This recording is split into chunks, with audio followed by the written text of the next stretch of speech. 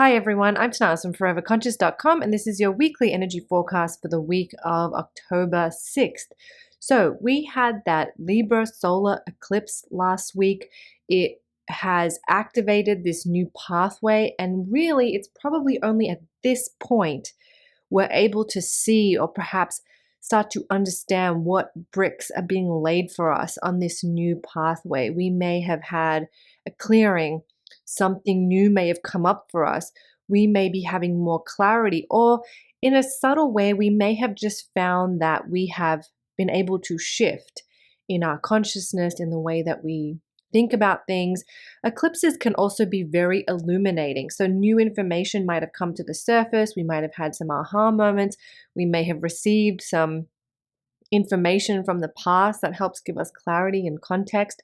Eclipses are very, very powerful, and there's many ways that they can manifest. But this new pathway has been opened, and we're all moving through it in our own way. And this sort of spells the end of eclipse season. We'll still be working with the energy of this eclipse.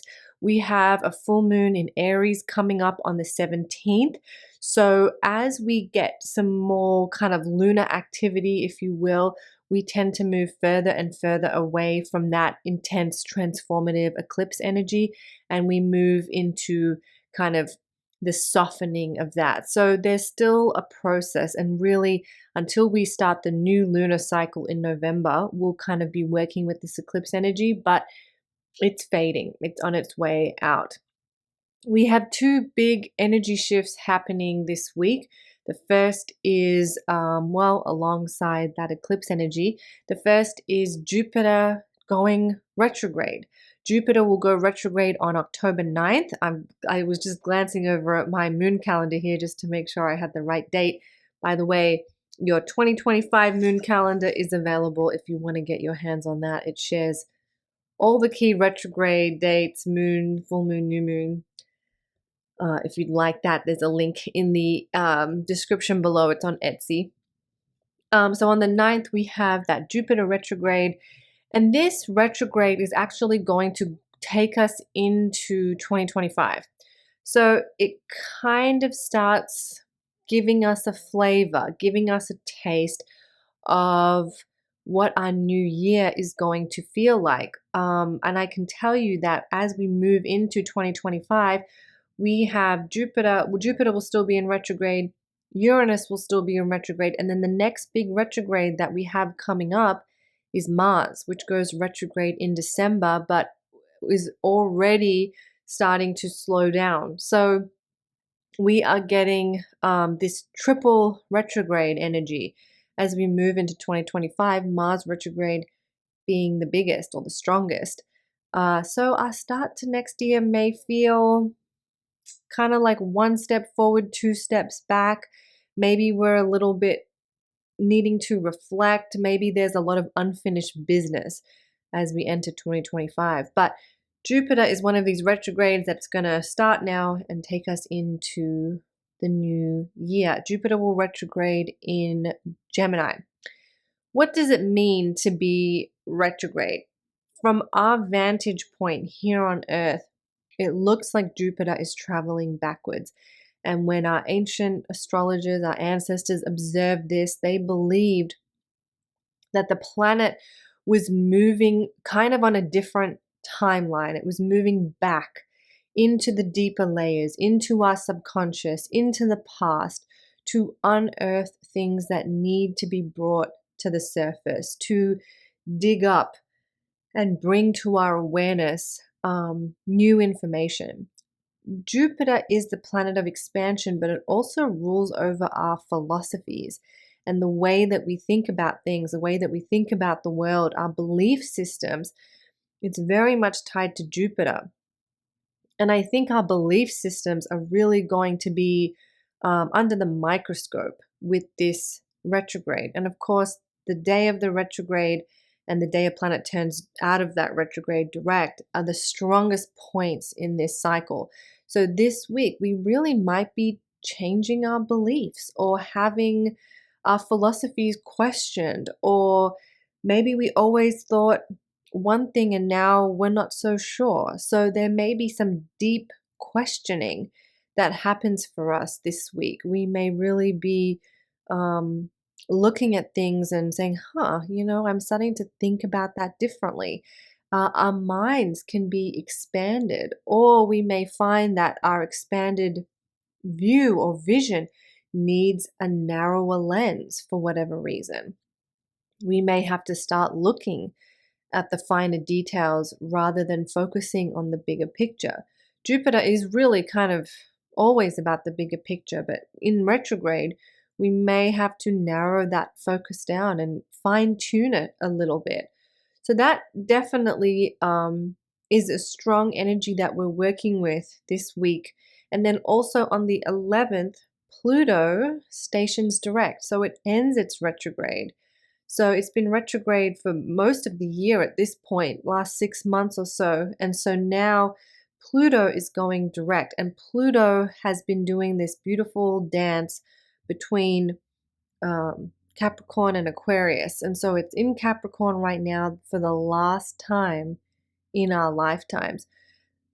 The first time Pluto entered Capricorn was back in 2008. So we really may be seeing themes from way back then coming back around in some way. Or Pluto represents death and rebirth. So the death and rebirth journey that we have been on since that time really may be finally coming to a close, coming to a head.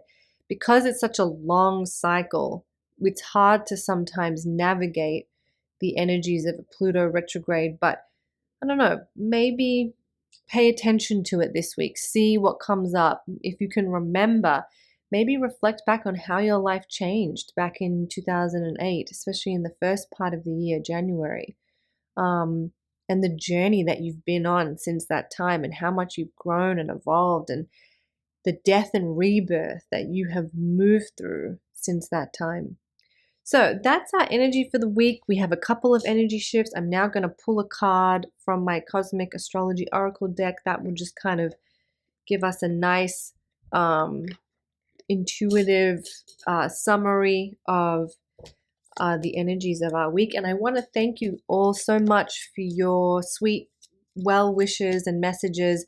I have not been feeling so good the last couple of weeks. I'm feeling a lot better.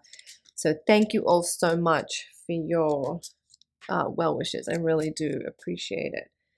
By the way, if you would like to get your hands on your own deck, these are also on Etsy. So right now on Etsy, I have the Cosmic Astrology Oracle cards and the moon calendars if you'd like to get either of those or both. And I appreciate the support for those of you who've bought them. Okay, let's see our collective message for the week. We have Jupiter retrograde, Pluto direct. We're still in the eclipse energies. What have you got for us? Chariklo. Chariklo is the asteroid of spirit medicine. She is kind of considered the wife of Chiron, if you're familiar with Chiron, another asteroid. Chiron is the asteroid known as the wounded healer. She is the asteroid of spirit medicine. Okay, let's take a look in the little booklet. The one thing that I think of when I see Chariklo is returning to the earth, returning to what sustains and nourishes us, and kind of reconnecting, finding that symbiosis or that synergy between nature and our bodies.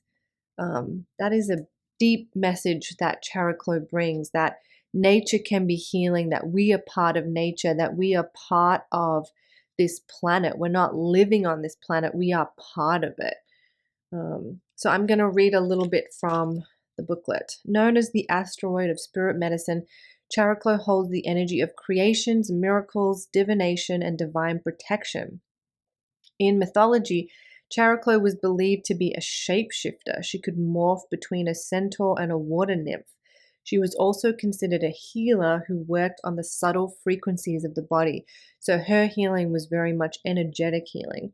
Chariklo's presence often shows up during spiritual awakenings, especially those that arise from being faced with illness. Her shaman-like nature gives us the power to call on higher spirits for healing and guides us to the right teachers and medicines we may need. You know, I've really been reminded of that with my own healing journey, that very often when we are going through periods where we don't feel well, as difficult as it is, and as much as when you're not feeling well, you don't want to think like this, or you can't think like this, when you kind of come out of it, you start to see the spiritual awakenings and the maybe the call to a higher part of yourself or to a different part of yourself that you didn't or weren't aware of before. We can call on Chariklo. Oh, I'm sorry, I missed a line here. Her shaman-like nature gives us the power to call on higher spirits for healing and guides us to the right teachers and medicines we may need. We can call on Chariklo to assist us in finding the right healing tonics and tinctures or channel wisdom that will help in our healing journey. Drawing this card is a sign to reconnect with your body, mind, heart, and soul. Listen to what your spirit may be trying to communicate with you, especially if you're dealing with a health issue. I kind of feel like this card's a lot for me, but anyway, recognize that your healing journey is unique to you, and while it's not something you can force, it is something that's in your power. So the additional meanings of this card: explore alternative healing modalities, work with herbal medicines, eat a diet rich in herbs and spices, believe in your body's ability to heal, seek medical support, connect with your divine feminine essence, and see your healing process as a journey, not a destination. So I hope you were able to take something away in that. I kind of think it's interesting that I was talking about my health stuff and then we got this card. But I do believe it's a collective message for all of us. And hopefully there was something in there, a little aha or some sense of peace or understanding that came up for you with that card. Okay, I hope you all have a wonderful week. I'll see you next week. I'm Tanaaz from foreverconscious.com. Thank you so much.